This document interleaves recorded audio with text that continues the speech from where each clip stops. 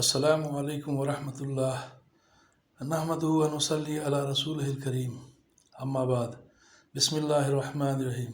فضائل رمضان سے مشائخ نے روزہ کے آداب میں 6 چیزیں تحریر فرمائی ہیں جس کا روزہ داروں کو اہتمام ضروری ہیں، جن میں سے 2 چیزیں پہلے گزر چکی ہیں، اس کے آگے انشاءاللہ درود شریف پڑھ لیں۔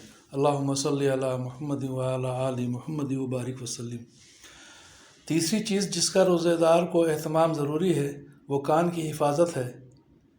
ہر مکروہ چیز سے جن کا کہنا اور زبان سے نکالنا ناجائز ہے اس کی طرف کان لگانا اور سننا بھی ناجائز ہے۔ نبی کریم صلی اللہ علیہ وسلم کا ارشاد ہے کہ غیبت کا کرنے والا اور سننے والا دونوں گناہ میں شریک ہیں۔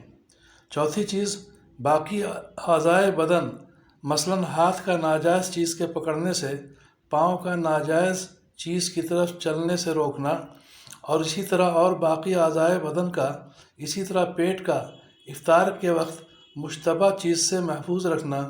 جو شخص روزہ رکھ کر حرام مال سے افطار کرتا ہے اس کا حال اس شخص کا ایسا ہے کہ کسی مرض کے لیے دوا کرتا ہے مگر اس میں تھوڑا سا سنکھیا بھی ملا لیتا ہے کہ اس مرض کے لیے تو وہ دوا مفید ہو جائے گی مگر یہ زہر ساتھ ہی ہلاک بھی کر دے گا۔ پانچویں چیز افطار کے وقت حلال مال سے بھی اتنا زیادہ نہ کھانا کہ شکم یعنی پیٹ سیر ہو جائے، اس لیے کہ روزہ کی غرض اس سے فوت ہو جاتی ہے۔ مقصود روزہ سے قوت شہوانیہ اور بہیمیہ کا کم کرنا ہے اور قوت نورانیہ اور ملائکیہ کا بڑھانا ہے۔ 11 مہینے تک بہت کچھ کھایا ہے، اگر 1 مہینے اس میں کچھ کمی ہو جائے گی تو کیا جان نکل جاتی ہے، مگر ہم لوگوں کا حال ہے کہ افطار کے وقت تلافی ما فات یعنی گزشتہ کی تلافی میں اور سحر کے وقت حفظ ما تقدم پیشگی انتظام میں اتنی زیادہ مقدار کھا لیتے ہیں کہ بغیر رمضان کے اور بغیر روزہ کی حالت میں اتنی مقدار کھانے کی نوبت بھی نہیں آتی۔ رمضان المبارک بھی ہم لوگوں کے لیے فوائد یعنی غلہ کا کام دیتا ہے۔ علامہ غزالی رحمۃ اللہ علیہ لکھتے ہیں کہ روزہ کی غرض یعنی قہر ابلیس اور شہوت نفسانیہ کا توڑنا کیسے حاصل ہو سکتا ہے اگر آدمی افطار کے وقت اس مقدار کی تلافی کر لے جو فوت ہوئی۔ حقیقتاً ہم لوگ بجز اس کے کہ اپنے کھانے کے اوقات بدل دیتے ہیں، اس کے سوا کچھ بھی کمی نہیں کرتے، بلکہ اور زیادتی مختلف انواع کی کر جاتے ہیں جو بغیر رمضان کے میسر نہیں ہوتی۔ لوگوں کی کچھ ایسی عادت ہو گئی ہے کہ عمدہ اشیاء رمضان کے لیے رکھتے ہیں اور نفس دن بھر کے فاقہ کے بعد جب ان پر پڑتا ہے تو خوب زیادہ سیر ہو کر کھاتا ہے، تو بجائے قوت شہوانیہ کے ضعیف ہونے کے اور بھڑک اٹھتی ہے اور جوش میں آ جاتی ہے اور مقصد کے خلاف ہو جاتا ہے۔ روزہ کے اندر مختلف اغراض اور فوائد اور اس کے مشروع ہونے سے مختلف منافع مقصود ہیں، وہ سب جبھی حاصل ہو سکتے ہیں جب کچھ بھوکا بھی رہے۔ بڑا نفع تو یہی ہے جو معلوم ہو چکا یعنی شہوتوں کا توڑنا، یہ بھی اسی پر موقوف ہے کہ کچھ وقت بھوک کی حالت میں گزرے۔ نبی کریم صلی اللہ علیہ وسلم کا ارشاد ہے کہ شیطان آدمی کے بدن میں خون کی طرح چلتا ہے، اس کے راستوں کو بھوک سے بند کرو۔ تمام اعضاء کا سیر ہونا نفس کے بھوکا رہنے پر موقوف ہے۔ جب نفس بھوکا رہتا ہے تو تمام اعضاء سیر رہتے ہیں اور جب نفس سیر ہوتا ہے تو تمام اعضاء بھوکے رہتے ہیں۔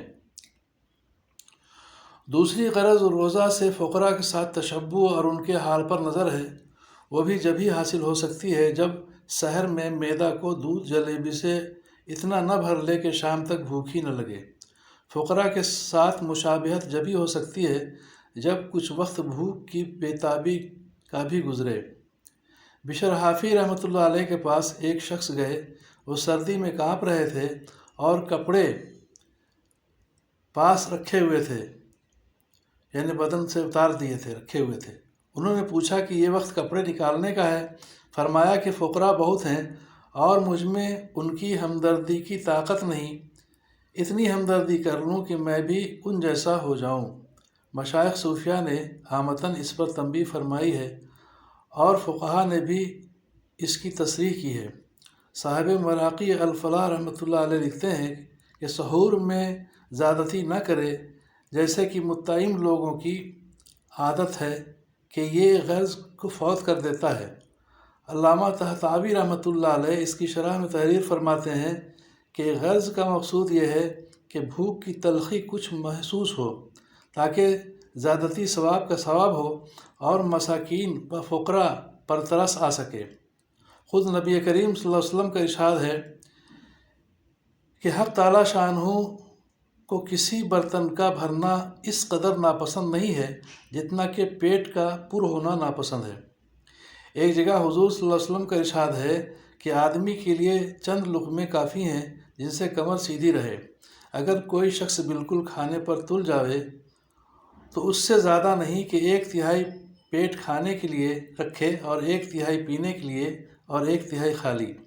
آخر کوئی تو بات تھی کہ نبی کریم صلی اللہ علیہ وسلم کئی روز تک مسلسل لگاتار روزہ رکھتے تھے کہ درمیان میں کچھ بھی نوش نہیں فرماتے تھے۔ میں نے اپنے آقا حضرت مولانا خلیل احمد صاحب نور اللہ مرکزہ کو پورے رمضان المبارک دیکھا ہے کہ افطار و سحر دونوں وقت کی مقدار تقریباً 1.5 چپاتی سے زیادہ نہیں ہوتی تھی۔ کوئی خادم عرض بھی کرتا تو فرماتے کہ بھوک نہیں ہوتی، دوستوں کے خیال سے ساتھ بیٹھ جاتا ہوں۔